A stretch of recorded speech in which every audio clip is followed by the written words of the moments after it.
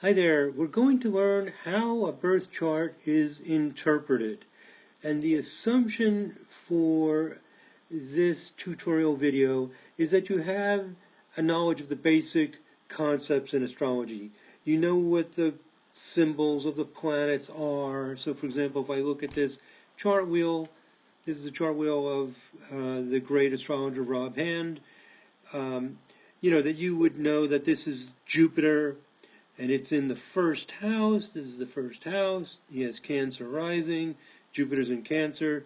So you know the symbols, you know where the houses are, you know what the symbols of the planets are, and you know a little bit about rulerships. For example, Jupiter is exalted in Cancer. Those are the basic fundamentals of astrology. You know the symbols and a basic concept for each planet, for each sign, for each house, and you know about the rulerships. The sign that a planet rules, the opposite sign is its detriment, and then there's a sign of exaltation and fall. So you've got those basic concepts. Now what do you do with it? Okay, you've got that basic language. What order do you follow? How do you go about and put all this together? And that's what I'm going to describe in this video. So this is, by the way, part 3 of a 4-part series on an introduction to astrology, and you do not need to jump over back to parts 1 and 2 if you haven't watched them yet, as long as you know the basic language of astrology. Okay, now, here's one way to do it. A lot of beginning astrologers like this, and even some more advanced astrologers do it, is they just go around the wheel. Start in the first house and just go around. So that's one approach. I'm going to show you several different approaches, some of the more common ones, and then I'll mention some of the less common ones. With Rob Hand's chart, we can look at the first house, which is how you present yourself to the world, how you come across. It's a very important house. The sign that's rising is very important. And he has Jupiter exalted in the sign of Cancer in the first house, indicating a strong presence, maybe a magnanimous personality, a larger-than-life kind of personality. So Jupiter's in the first house in Cancer, and it's good because Jupiter's exalted in Cancer. And what houses does Jupiter rule? Jupiter rules Sagittarius, so it rules the 6th house. If you use the classical rulers, it also rules the 10th house of career, indicating a big career and personal service. And then you go to the 2nd house and you say, okay, what's the deal with his money, his resources, his values? And you would say, well, Pluto's there, maybe some intense things will happen. We can also look at the part of fortune. This is the part of fortune using the ancient method. I'll make some videos more about the Arabic parts to deal with that specifically. But here's Pluto, and what planet is ruling the 2nd house? The Sun. It's also in the 6th house. So we're getting, and we have 3 planets in the 6th house. So a lot of emphasis on personal service. And you go around. 3rd house, writing, communication, North Node there, indicating that that's a good path for him. Neptune, some idealism, maybe some disappointment. At home, from that idealism, Mercury rules the 4th house. It's also in the 6th house. So maybe he works from his home, for example, because Mercury is ruling this 4th house, because the cusp of the 4th house is in Virgo, and Mercury's there, so maybe he writes at home in an idealistic setting. So, you can go around and interpret each house, what's going on with creativity, children, and so on. Notice he has an intercepted sign in the 5th house. Scorpio is in the middle of the 5th house, not on any cusp. Libra is on the 5th house cusp, so Venus is ruling the 5th house. It's in the 6th house as well. And we have Moon and Mars indicating passion in Scorpio, and motivation to be creative. So that's the idea. And what planet rules Scorpio? The modern ruler is Mars. The ancient ruler is Mars. Some people also use Pluto. If you just use Mars, it stays in the 5th house. Mars is in its own sign, indicating strong, passionate creativity. And so on. So that's the idea. Just go around what's going on with his work, his relationships, etc. You cover each area of life, what planets are in it, what planets rule the house, and you come up with your interpretation. So that's one way to do it. Just go around the houses. And again, see if any planets are in the house. Let me go back to this, just to review. See if any planets are in the house. What if there is no planet in the house? Does that mean there's nothing happening? There's nothing to say about relationships for Rob. He's got nothing in the 7th house. No, we go to the ruler. So you always have something to say. The ruler is Saturn. Ruler of Capricorn is Saturn. Where is Saturn? In the 12th, which is kind of a tricky place of sacrifice. So maybe he has to do, and Saturn, meaning maybe he has to give up and sacrifice in order to make his relationships work. And inevitably encounter some problems, might be an interpretation. So that's the art of interpretation.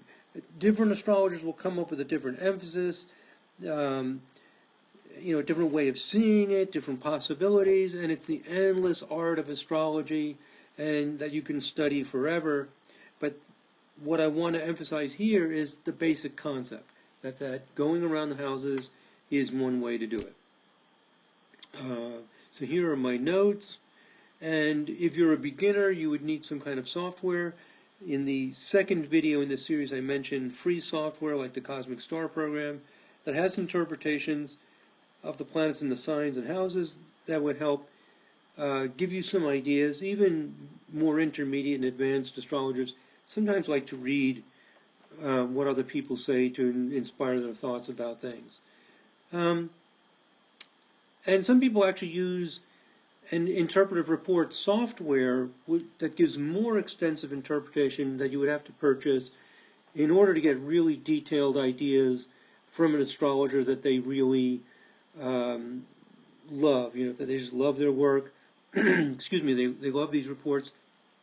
And you can't always think off the top of your head what exactly are the implications of having Neptune and Libra in the 3rd house, in the 4th house for Rob.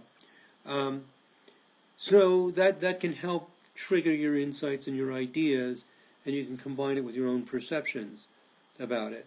And if you're talking to someone, then you get some feedback, and you can, relate it to the context of the situation. The Cosmic Patterns reports also include an online chart service. So if you have interpretive reports from Cosmic Pattern software, you can also offer those interpretations online for people to just come and get. So it's another way that you can provide interpretations if you like the interpretations in one of those interpretive reports. Okay, so what I'm discussing here is how you go about doing the interpretation and how you would deliver the interpretation, and what aids there are to help you with it. These interpretive reports can be helpful. Or you can have a book, the problem with the book is you have to keep flipping the pages, going back and forth to find the section you want. So a little more tedious. Okay, so that's one method, going around the houses. Okay, so once you learn the basic language of astrology, you can just go around the houses, apply the ideas, maybe get some insights from an interpretive report if that will help you. And there you go. You're on your way to giving interpretations. That's one way that it's done. I'm not necessarily recommending that. I'm not saying that I agree with those ideas. I'm telling you what is commonly done. In a few minutes, I'll give you some ideas of what I do when we get to that part of this tutorial. Now, second method. Some people don't like that method. They would prefer to focus on the things that are most important. And a lot of astrologers would say the sun, moon, and ascendant are most important. So why go around the wheel randomly finding things? Let's just jump right into what really counts. And what really counts, most important, everything counts, but most important might be the sun, moon, and ascendant.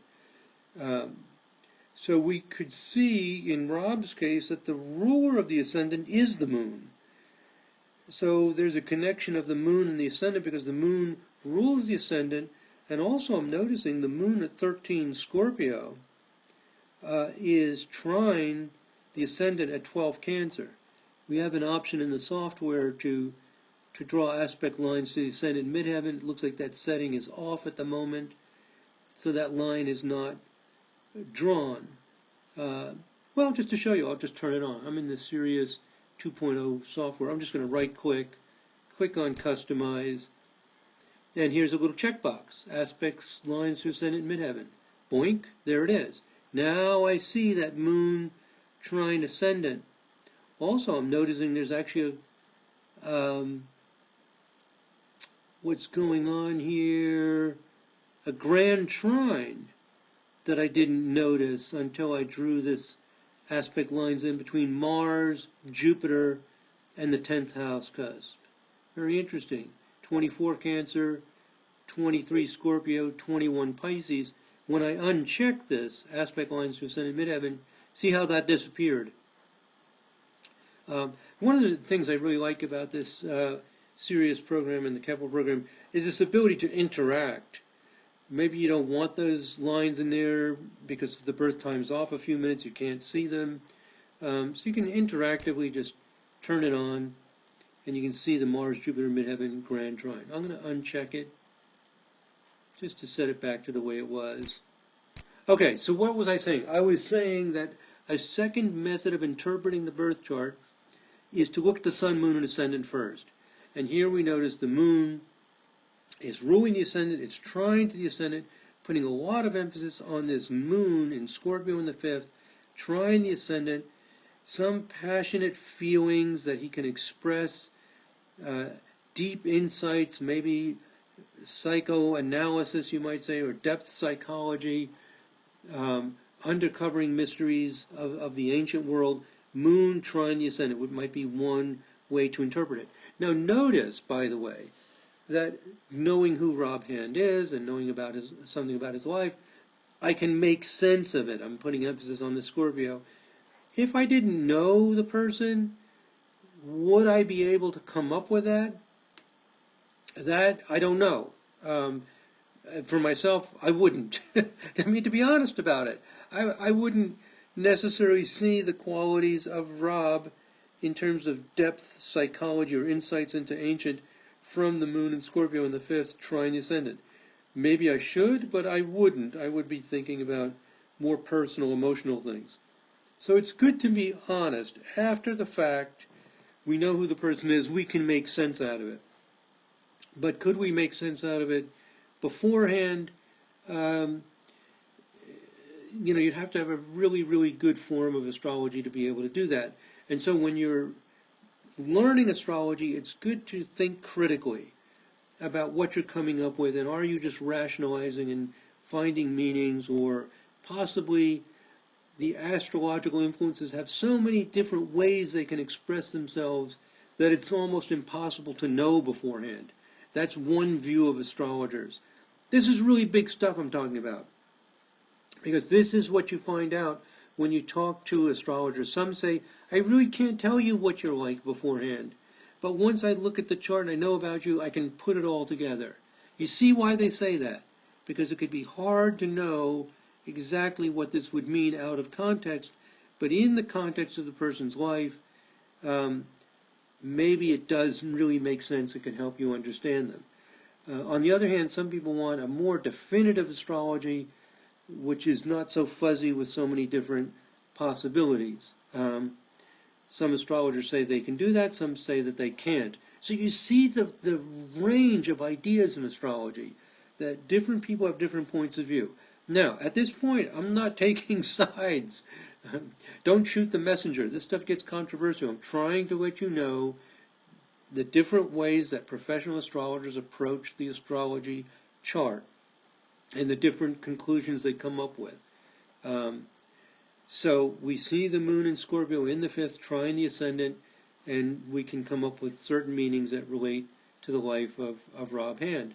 So we have the ascendant, and we talked about the Jupiter in the 1st house, and what that would mean. And then the sun is in the 6th, in Sagittarius,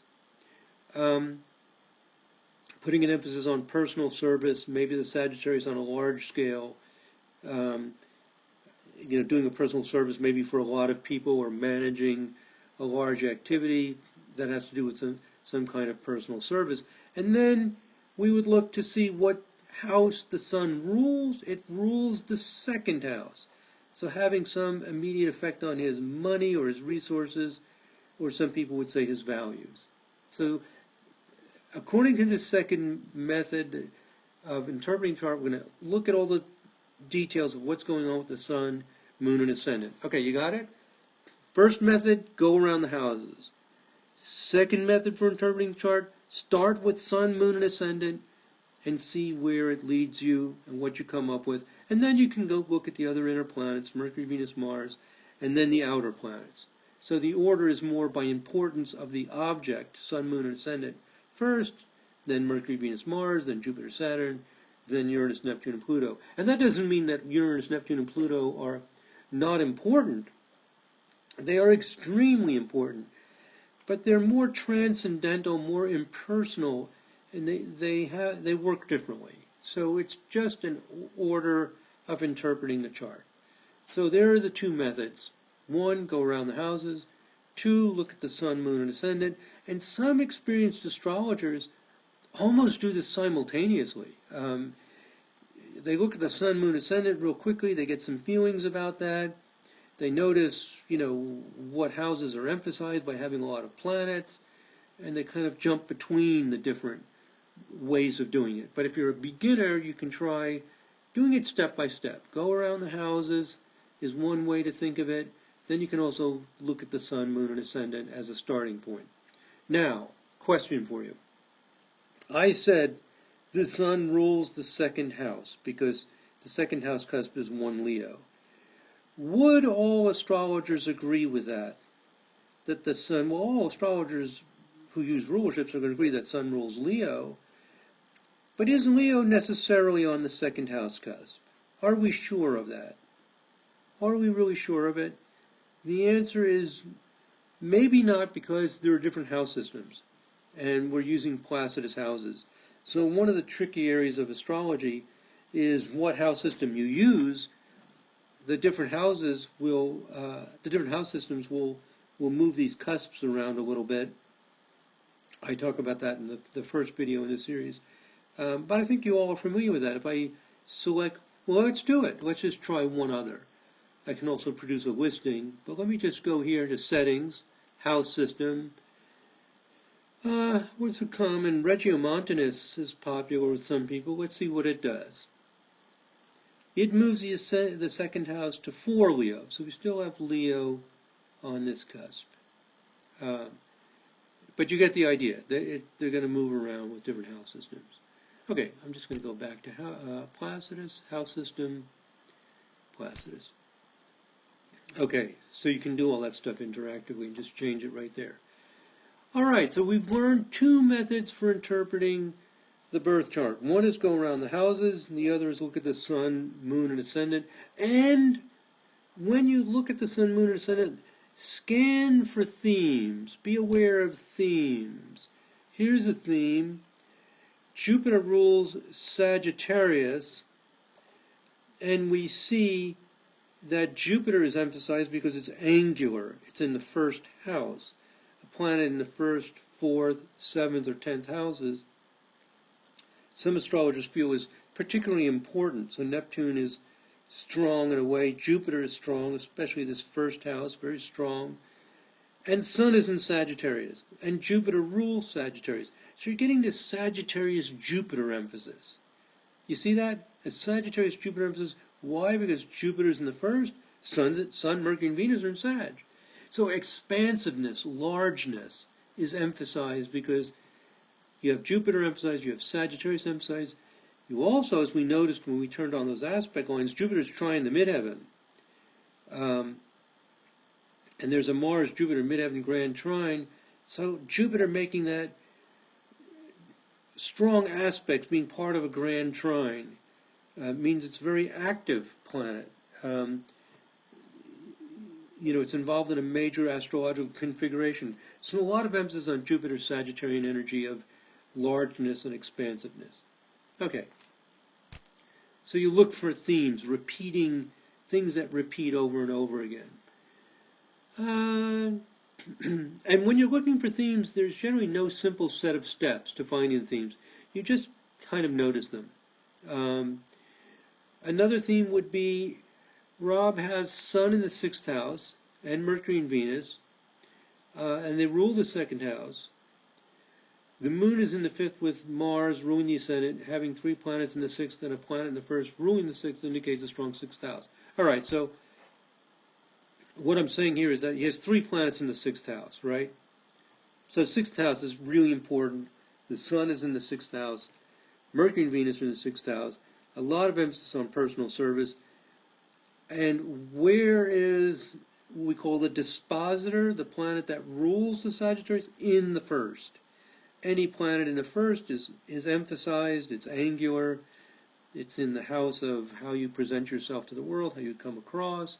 According to many astrologers, the ascendant is just very, very important, and so is the 1st house.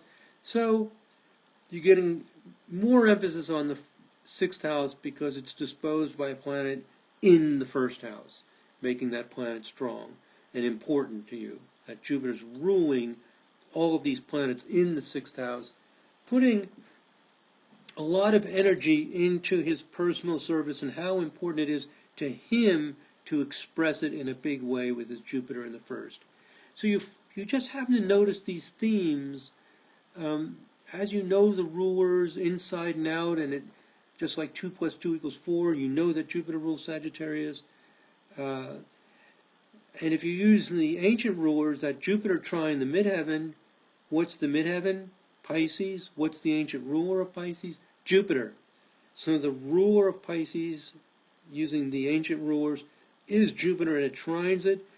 This just creates a stronger theme, a stronger emphasis that ruler of the 10th is trining the 10th house. Just like this ruler of the ascendant is the moon trining the ascendant.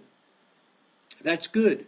These are 2 good things. This is going to give, this Jupiter trine the ascendant would give success in his ability to advance in career. He advanced in his career as a major astrologer from a relatively early age, maintained that very high position for many decades. It's an exalted Jupiter trine the midheaven. So these are the ways that you can interpret the chart, and when you know the rulerships inside and out, you'll notice these connections. So that's another way of interpreting the chart, looking at the Sun, Moon, and Ascendant, and noticing, when you just happen to notice a theme being emphasized. Okay. And the importance of dispositors. I just gave you some example of that. Rulerships are very important to many astrologers. Again, I want to emphasize, I'm not teaching you right now my way of interpreting. I'm teaching you how interpretation is normally and typically done, some of the fundamental concepts. Now let's look at rulerships. Let's take the Sun, because the Sun's so important. What planet disposes the Sun? Means what planet rules the sign that the Sun is in? Jupiter. What planet disposes Jupiter? The Moon rules Cancer. It's the Moon. The Moon is in Scorpio. If we use the ancient rulers, what planet disposes the Moon? The ruler of Scorpio is Mars. Mars disposes the Moon. What disposes Mars? Nothing. Mars is the end of the line. It's the final dispositor, it's often called, because it's in its own sign using the ancient rulers. So Mars is a final dispositor of the Sun, would also be the final dispositor of Mercury and Venus, because they're going to also be ruled by Jupiter. So it's going to go from Sag, these 3 planets in Sag, to Jupiter, to the Moon, to Mars. You follow that? So this chain. And so a lot of astrologers put a lot of emphasis on Mars as being very powerful, a force behind the chart. Is Mars in Scorpio, because it's a final dispositor of several planets. Possibly all the planets. We can follow that and see, like the ruler Saturn is disposed by Mercury, and we're back to the chain again. So it looks like Mars is probably the dispositor all the traditional planets, it is, up through Saturn, it's the final dispositor, and maybe the others as well. It is of Uranus, because it goes to Mercury, Neptune, Pluto, of all of them, even Uranus, Neptune, and Pluto. Mars is the final dispositor, because Pluto is ruled by the Sun, and we're back to that same chain again. These are different ideas used by different astrologers. Not everyone emphasizes final dispositors, but most astrologers do put a lot of emphasis on rulerships. So that's how the interpretation is done. You just look at the planets, see what houses they're in, what signs they're in, and look at the rulerships and look at the aspects. Okay, a third method for interpreting the chart is to go directly to the strong aspects. Instead of going around the wheel, instead of looking at Sun, Moon, Ascendant, key right into the strong aspects, because some astrologers believe, after all is said and done, those strong aspects are what make you move. Do we have any strong aspects, say under a 1-degree orb, 3 degrees at most, Mars trine Jupiter, and the Sun, Mercury, Venus conjunction?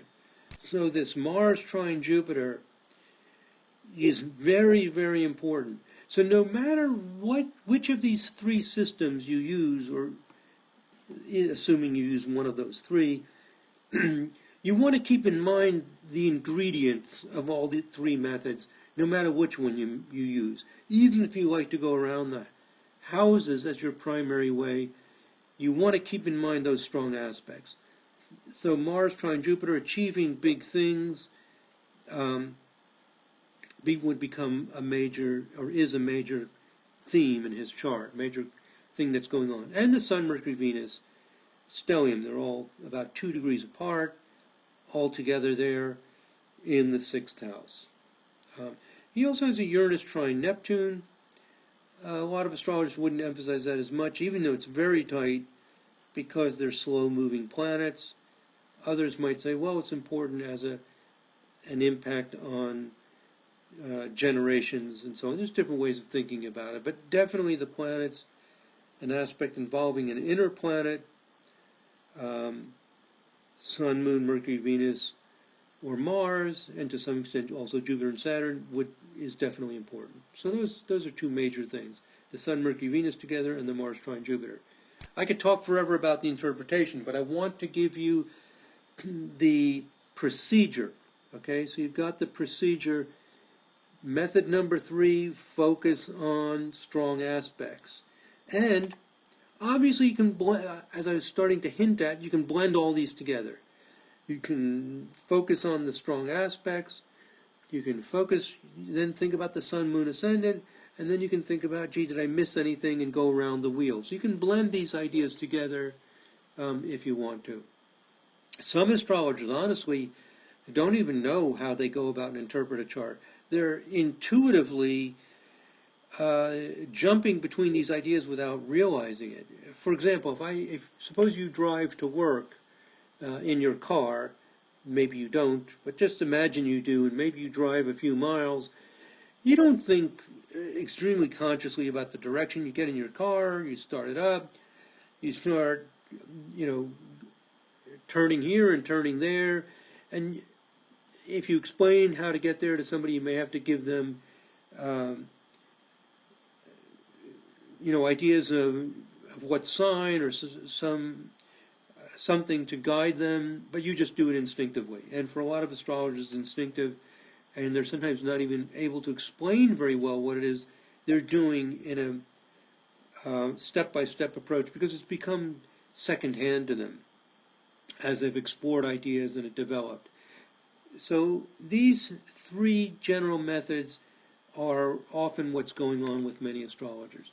Now, those are 3 common approaches. However, keep in mind that some astrologers analyze other things, and some also do not emphasize or even use some of the ideas described so far. Okay? Very important point. Let me repeat that. I've gone over 3 basic ways to interpret the chart. Some professional astrologers don't use any of those 3 methods, and they don't even emphasize those concepts. They don't put emphasis on rulerships. There are astrologers who don't put much emphasis on houses. Some don't put much emphasis on signs. The majority do, but not all do. So this tutorial video is about how interpretations are done, and there are many ways that it's done. And this is important to know because often when you take a class or watch a video on how to learn astrology, they just start telling you things as if it's, the laws of Moses handed down. Here it is. This is how you do it. Look at the sun, moon, and ascendant. This is what the second house means. This is what the third house means. As if it was written in stone, when in reality, different astrologers do different things, and not all do it that way. So I'm giving you a more, you might say, academic or a slightly more objective view of how it's done and how different people go about and do it. So there are some astrologers, and they are the minority, who would emphasize minor aspects, things like septiles, noviles, quintiles, things called midpoint structures. They would put a lot of emphasis on asteroids and minor planets. Some put tremendous emphasis on degree meanings, some on fixed stars, some on Arabic parts. There are some astrologers who use mostly just minor aspects and midpoint structures, and don't use many of these other ideas as consider them to be fundamental at all. I know one of those people. It's me. So I'm an astrologer who puts most of my emphasis on minor aspects and midpoint structures, and some use other ideas. So there are different approaches. But these are less popular. Generally, people regard these as unimportant or of lesser importance. But people like me use that as the fundamental model. And if you choose a model, but you have to, it doesn't mean you think other models don't work. You just have to choose a model. You have to, if you play music, you're going to play a certain kind of music. If you're going to be a physician, you're going to focus, you'll be a general practitioner or a heart surgeon or whatever you are. You're going to do what fits you, works for you, and is right for you. So you pick a model and you work with it. Now, if you use some of these less common methods, you probably would need one of the software programs that you have to purchase. And these programs, usually people spend about $300. Program that I use, and I'm one of the developers of, is the Sirius program. And it's $550 in US dollars, so it's more expensive. Some people end up spending over $1,000 because they buy several programs, some even thousands because they start buying interpretive programs, and sometimes they also use it as part of their business. And there are programs like the Pegasus program, WinStar Express, which is under $100, which also gives you some of these features. And sometimes there are upgrade prices from a simpler program to a more advanced program. So if you're a beginner and you're wanting to do this stuff, you want to know what's required. And if you use the really basic ideas, you can just use one of the free online chart services. If you start using these other ideas, those free services may or may not prove to be adequate. If you start doing a lot of this stuff, they definitely won't be adequate. So that's the way that interpretation is done and the tools that are needed. If I was going to tell you how to build a house, I'd have to tell you have to have a hammer and a saw or some kind of equipment. Where do you get those? How much does it cost, etc.? How do you go about and do this stuff? If you're going to play a musical instrument, where do you get this instrument, and how do you actually go about and do it? So I'm trying to give you a perspective on how the interpretation is done and what the tools are that are available to make that possible. Now, I've gone over some of the basics of what we call Western astrology. There's Western astrology, and then there's Vedic astrology. Vedic astrology is astrology that is developed and widely used in India. One of the tutorial videos I have is an introduction to Vedic astrology. It's I would say, a unique introduction to Vedic astrology. You can watch that if you're interested in Vedic. The rules in Vedic astrology tend to be pretty different from those in Western astrology. And in Western astrology, I've mostly talked here about a more modern approach. The next video in the series, part 4, is going to describe some different astrological systems to give you even a better idea on the different approaches to astrological interpretation. And I mentioned here that I use the minor aspects. I call it vibrational astrology. It's a form of what's called harmonic astrology, emphasizes minor aspects of midpoint structures, just to share my own personal approach. Every astrologer works differently. Now, important point. You cannot master all astrological systems. Just as no doctor masters all of medicine, no musician masters all styles of music, you're going to have to be content to focus on one or a few systems, just to tell you straight out. It's huge. Each one of these areas is huge with many, many different variations. Okay, I'm going to wrap this up with some advice on how to become a master of an astrological system. If you're a beginner to intermediate student, I've got some suggestions. And even if you're a pro, you might find this, a confident professional, you might find this interesting. Number 1, question the rules. This is just my own personal advice. Do not assume the rules work even if astrological authorities say they work. For example, does Rob Hand really have an emphasis on the 6th house? What do you think? The experts, are going to tell you their opinion, but you have to think for yourself. Does the final dispositor, Mars, in Scorpio, and the moon, which is the ruler of the ascendant in the 5th house, does it really make sense? And how does it make sense? Does it describe the psychology, attitude, and behavior of Rob Hand? Does it describe his vocation? Does it describe his experiences? How does it work? And are we rationalizing? Are we making sense of it after the fact, after we know who we're talking about? Are we giving so many options for the astrological meaning that we can make sense of any chart? I think these are tough questions, and they're important questions. I've seen some students feel like they're confused, they're not getting anywhere, and partly it's because they're questioning, and sometimes the astrologer is only making sense after the fact. So think critically about it, not cynically and not naively. I think those two extremes, if you're a cynic and you say, oh, you can't prove that, that can't possibly be true, and you have this sort of negative attitude towards it all, it's hard to learn when you're fighting against what you're trying to learn. On the other hand, think about it critically, think about whether it's really making sense. Very, very important. I see a lot of people getting confused because they just assume the teacher knows everything, and if they don't see what the teacher sees, then they must be wrong. And maybe the student is sometimes questioning in a different way, or noticing weaknesses and issues that maybe the teacher isn't noticing. Now, number 2, if you can't get the rules to work, and you still like the system, so you intuitively feel this modern astrology should work, but I really am not seeing Rob Hand and Rob's chart. I'm not seeing yourself and your chart, or your spouse, or your children, or your parents and friends. It's really not working. Maybe you need a teacher at this point. You want to find a teacher that has a valid system, and a teacher that you can question, doubt, and get clarification from. Not a teacher that's defensive about their system, or just not good at teaching it and explaining it. Maybe they're brilliant astrologers, but maybe they can't explain what they're doing.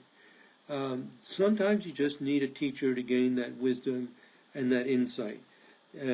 Maybe you see another astrologer who just, you see that they can do it and you can't quite get there. Well, sometimes you just have to apprenticeship under somebody. And of course that's likely to cost money and time to do it, but in some cases it's necessary. Not for everybody, but I'm just telling you some advice depending on what you encounter. Some people learn very well on their own, taking a class here of, these free tutorial videos, etc., and it works out well. Number 3, don't be afraid of cognitive dissonance. Don't avoid it, and don't become overly upset about it. you can run into a lot of cognitive dissonance in astrology. Cognitive dissonance meaning, I thought that this would work, but it's not working. I thought it wouldn't work, but it does work. I thought this would only work psychologically, but it's actually telling me experiences in my life. Or I wanted an astrology that would tell me facts and figures so I know what stock to buy, and etc. And it's only giving me psychology. The astrology isn't necessarily what we assume it will be. So get ready for it. It happens to a lot of people in different ways. Don't be too afraid to have your worldview change. This is tied in with number 3. Maybe astrology works. Maybe it works in a manner that's different than what you expected. Maybe it doesn't work. So, there's some courage required to discover or uncover the truth. There's a lot of defensiveness in astrology, both people that believe in it and people that are cynical of it. They have an a priori assumption. So if you want to learn it, go in with an open mind. Deal with the cognitive dissonance, things that don't seem to fit together. Try to sort through it, and find out what it is. It's often a surprising journey for many people. Some great astrologers, leading astrologers, started out writing papers for college or for their own interest to disprove astrology, and they ended up becoming astrologers. And so things like this can happen. Or sometimes people find out the astrology they thought worked actually doesn't work as well as they thought. Now, number 5, this is my own very personal thing. I doubt many astrologers agree with this or think it's that important. But take an interest in controlled research. I believe most astrologers depend mostly on their personal experience and the personal experience of others. Controlled research, exploratory research, can bring fantastic insight. And this doesn't necessarily mean you're doing statistics. I have videos on extreme case sampling. It's fantastic. So this is something I think is personally important.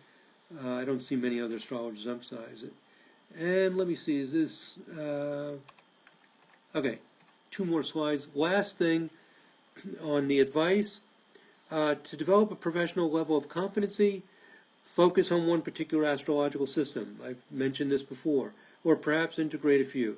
You might end up jumping ship after you study one system in detail and decide some other system looks even better.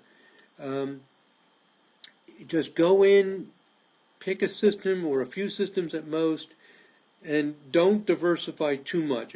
You want to explore and see what systems are out there, but if you try to learn all the systems all at the same time, it gets very confusing, and I can hardly exaggerate the importance of this. I've got here at the bottom of this paragraph, I've seen many students study for many years and never feel confident as a professional because they become confused by knowing many astrological systems and not knowing which ones to use or how to resolve the differences of opinions and differences in techniques. So if you try to learn, I'll talk more about this in the next video, Hellenistic and classical, and I've mentioned a little bit about Vedic and various modern psychological and harmonics and midpoints. You learn a little bit of this, a little bit of that, and it's very difficult to assemble it to be able to practically use the information. There are exceptions to every rule, but I've seen this many, many times. Focus on a few systems and make sure you can actually put it to work if you want to be able to use the astrology and not just study it academically, but to be able to practically use it. So in the next video, part 4, I'm going to review the different astrological systems. And again, I'm not recommending that you attempt to become an expert in all these systems. If you want to be a practitioner of astrology, use it for your own personal use or use it professionally. But it's good to know what's out there, what the options are, and carefully choose which path you would start out on or continue your path on. I know a lot of people study astrology for 10 and 20 years and still feel like they're a beginner and decide, you know what, I need to take a fresh look at this, decide what path I want to follow in astrology, and really develop proficiency in it.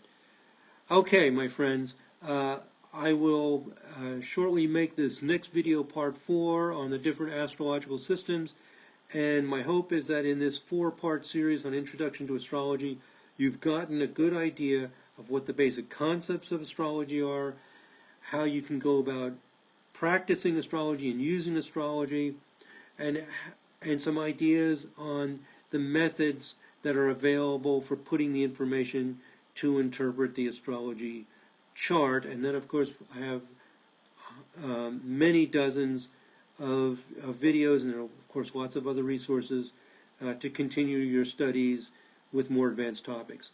Thank you very much for listening. God bless. Namaste.